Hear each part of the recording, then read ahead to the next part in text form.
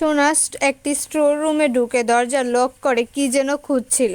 ওইদিকে বাহিরে সবাই সোনাকে ডাকছে, কিন্তু সে দরজা খুলতে বারণ করে দেয়। সোনা কি যেন খুঁজতে খুঁজতে একটা খবরের কাগজ পায় এবং সেই কাগজে সূর্য ও দীপার বিয়ের ছবি দেখতে পায়। তখন সোনা বলে, তার মানে বাবা আর ফুলমা। এটা বলে তার পিছনের কিছু কথা মনে পড়ে, যে ঠাম্মি তার ফুলমাকে বলেছিল এই সংসার সামলাতে, আর সবাই ফুলমাকে তার বাবার সাথে তুলনা করে মজা করছিল।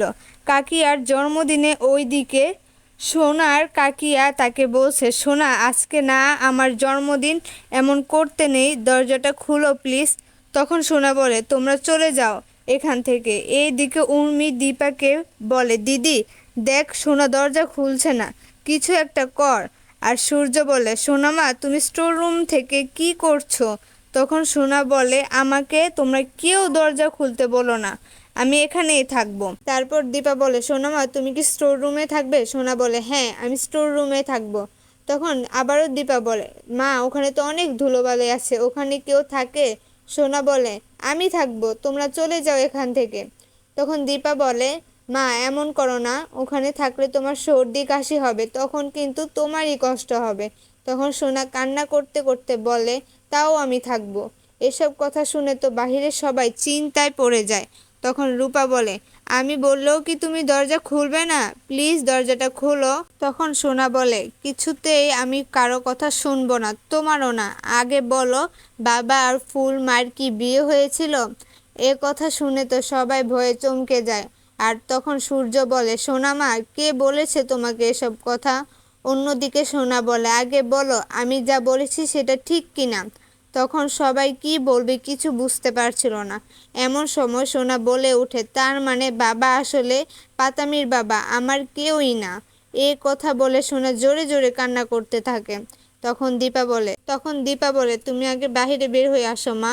এদিকে রূপাও সোনাকে বলে, হিংসেকুটি তুমি এরকম করো না, এভাবে বলো না প্লিজ। ওইদিকে সোনা বলে, তোমরা সবাই নিচে যাও, আমি এখানেই থাকবো, তোমরা না গেলে আমি কিন্তু বের হব না। তখন দীপা বলে, সোনামা তুমি না ফুলমার কথা শুনো, তাহলে তুমি আমার কথা কেন শুনছো না? তখন সোনা বলে, আমি তো তোমাদের সব কথা শুনি, তাহলে তোমরা কেন আমার কথা শুনছো না? আমি বলেছি যখন এখানে থাকবো, তার মানে আমি এখানেই থাকবো। তখন রূপা বলে, দেখো সোনা কীরকম জিদ করছে, তোমরা যাও না এখান থেকে, তোমরা না গেলে তো ও বের হবে না। মা তুমি তো জানো সোনা একবার শরীর খারাপ হলে কত কষ্ট হয়।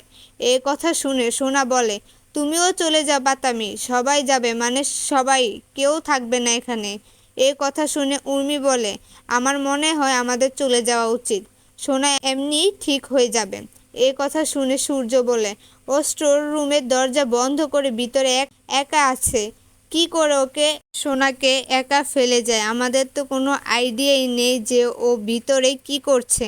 তখন রূপা বলে, তোমরা এত কি ভাবছো? হিংসুকুটি তো বলেছে আমাদেরকে যে আমরা চলে যেতে, তাহলে বের হয়ে যাবে। রূপার কথা শুনে দীপা বলে, হ্যাঁ আমাদের উচিত রূপার কথা শোনা, আমাদের এখন এখান থেকে একটু যাওয়া উচিত, সোনাকে একটু একা ছেড়ে দিলেই ভালো হয়, চলো সবাই।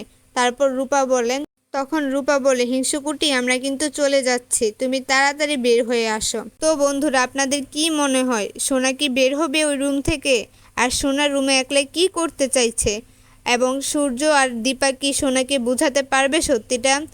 আমার চ্যানেলে নতুন হয়ে থাকলে আমার চ্যানেলটি সাবস্ক্রাইব করে রাখবেন। ধন্যবাদ।